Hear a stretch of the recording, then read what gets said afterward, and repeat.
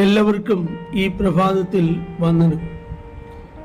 ഇന്നേ ദിവസം ദൈവം നമുക്ക് അനുഗ്രഹിച്ച് നൽകിയത് ഓർത്ത് ദൈവത്തെ സ്തുതിക്കുന്നു. മർക്കോസ് എഴുതിയ സുവിശേഷം 7-ാം അധ്യായം 33-34 വാക്യങ്ങൾ. അവൻ അവനെ പുരുഷാരത്തിൽ നിന്ന് വേറിട്ട് കൂട്ടിക്കൊണ്ടുപോയി അവന്റെ ചെവിയിൽ വിരലിട്ടു, തുപ്പി അവന്റെ നാവിനെ തൊട്ടു, സ്വർഗത്തിലേക്ക് നോക്കി നെടുവീർപ്പിട്ട് അവനോട് തുറന്നു വരിക എന്നർത്ഥമുള്ള യഹോവ എന്ന് പറഞ്ഞു. നമ്മുടെ കർത്താവിന്റെ ശുശ്രൂഷ രീതികൾ വ്യത്യസ്തമായിരുന്നു. ഇവിടെ പുരുഷാരം ഒരു വിക്കനും ചെകിടനുമായ ഒരുവനെ കർത്താവിന്റെ അടുക്കൽ കൊണ്ടുവരുമ്പോൾ അവൻ കൈവയ്ക്കണമെന്നാണ് അവർ ആവശ്യപ്പെട്ടതെന്ന് നാം ഇവിടെ വായിക്കുന്നുണ്ട്. 32-ാം വാക്യം, അവന്റെ മേൽ കൈവയ്ക്കണം എന്നപേക്ഷിച്ചു. അവർ പറഞ്ഞത് അവന്റെ മേൽ കൈവയ്ക്കണം എന്ന് പറഞ്ഞാൽ അവന് തൊടണം എന്നുള്ള അർത്ഥത്തിലാണ്. കർത്താവ് അങ്ങനെ ചെയ്തില്ല. സൗഖ്യമാക്കാൻ അധികാരമുള്ള കർത്താവ് എങ്ങനെ സൗഖ്യമാക്കണമെന്ന് അവന് പറഞ്ഞു കൊടുക്കാൻ ആവശ്യമുള്ളതല്ല, അല്ലെങ്കിൽ പറയേണ്ട ആവശ്യം ഇല്ല. കർത്താവ് അവനെ എന്ത് ചെയ്തു? പുരുഷാരത്തിൽ നിന്ന് വേറിട്ട് കൊണ്ടുപോയി. ഇവിടെ നമ്മൾ മനസ്സിലാക്കുന്ന ഒരു കാര്യം, പുരുഷാരത്തിന്റെ നടുക്ക് വെച്ച് ഈ അത്ഭുതം ചെയ്തിരുന്നെങ്കിൽ അനേകർ കണ്ടു വിശ്വസിക്കുമായിരുന്നല്ലോ, വളരെ പ്രശസ്തി കൂടുതൽ കിട്ടുമായിരുന്നല്ലോ. ഇതൊന്നും കർത്താവിന്റെ ശുശ്രൂഷയിൽ കർത്താവ് പ്രതീക്ഷിച്ചിട്ടില്ല. അതാണ് റോമാലേഖനം നാം വായിക്കുമ്പോൾ യേശു തന്നിൽ തന്നെ പ്രസാദിച്ചില്ല എന്ന് പ്രത്യേകം എഴുതിയിട്ടുണ്ട്.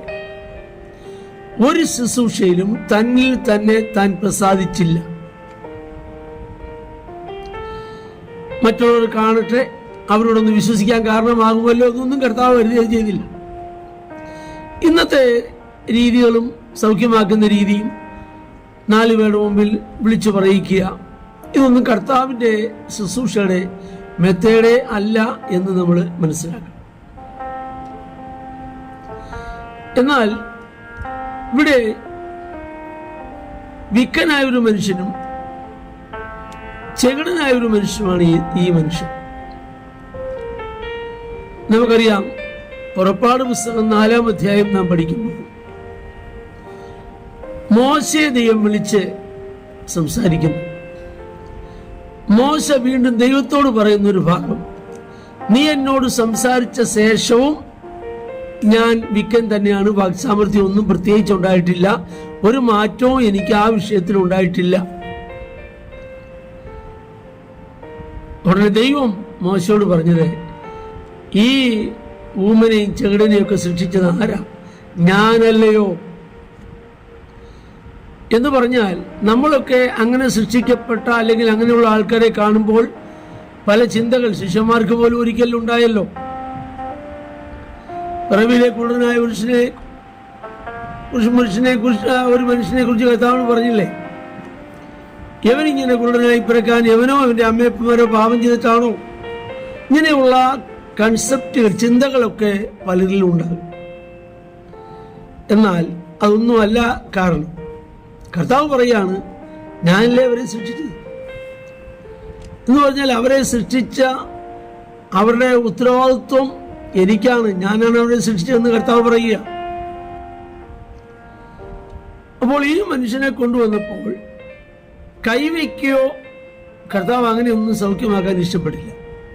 അവർ പറഞ്ഞത് അങ്ങനെയാണെങ്കിൽ കർത്താവ് പുരുഷാരത്തിൽ നിന്ന് വേറിട്ട് കൂട്ടിക്കൊണ്ടുപോയി അവന്റെ ചെവിയിൽ വിരലിട്ടു. അത്ഭുതത്തിനു വേണ്ടി ദൈവം ഇട്ട താക്കോൽ കർത്താവിന്റെ വിരലായിരുന്നു. അത് കഴിഞ്ഞിട്ട് ഇവിടെ നാം മനസ്സിലാക്കുമ്പോൾ അവന്റെ കാതിൽ വിരലിട്ടു, തുപ്പി നാവിന്മേൽ തൊട്ടു, സ്വർഗത്തിലേക്ക് നോക്കി നെടുവീർപ്പിട്ടു, യഹോവ എന്ന് കൽപ്പിച്ചു, തുറന്നു വരിക എന്ന് കൽപ്പിച്ചു. കർത്താവിന്റെ മെത്തേഡ് നമ്മൾ നോക്കി. നമുക്ക് ശുശ്രൂഷയ്ക്കും നമ്മുടെ പ്രാർത്ഥനയ്ക്കും പ്രവൃത്തിക്കും ഒക്കെ ദൈവം ചില വ്യവസ്ഥകൾ നൽകിയിട്ടുണ്ട്. അത് നമുക്ക് തിരുവെഴുത്തിൽ നിന്ന് ഗ്രഹിക്കാൻ കഴിയും. കർത്താവ് നമുക്കറിയാം, ഒരിക്കൽ മണ്ണിൽ തുപ്പി ചേറുണ്ടാക്കി ഒരുവന്റെ കണ്ണിൽ തേച്ച കാര്യം നമ്മൾ വായിക്കുന്നുണ്ട്. എല്ലായിടത്തും അങ്ങനെയല്ലോ കർത്താവ് ചെയ്തത്. അപ്പോൾ കർത്താവ് ചെയ്യുന്ന രീതികൾ എങ്ങനെയോ അതിന് നമ്മൾ സമ്മതിച്ചു കൊടുക്കുക, ഏൽപ്പിച്ചു കൊടുക്കുക എന്നുള്ളതാണ്. ഇന്ന നിലയിൽ ചെയ്യണമെന്ന് കർത്താവിനെ പഠിപ്പിക്കാനല്ല ദൈവം നമ്മെ ആക്കിയിരിക്കുന്നത്. അതിലെ ദൂതൻ വന്ന് മറിയോട് പറയുമ്പോൾ പറയുന്നത്, നിന്റെ ഇഷ്ടം പോലെ എനിക്ക് ഭവിക്കട്ടെ, ഇതാ ഞാൻ കർത്താവിൻ്റെ ദാസി. ഇതാണ് ഒരു സമർപ്പണ ബോധമുള്ള ഒരു വ്യക്തിയുടെ വായിൽ നിന്ന് വരുന്ന വാക്ക്.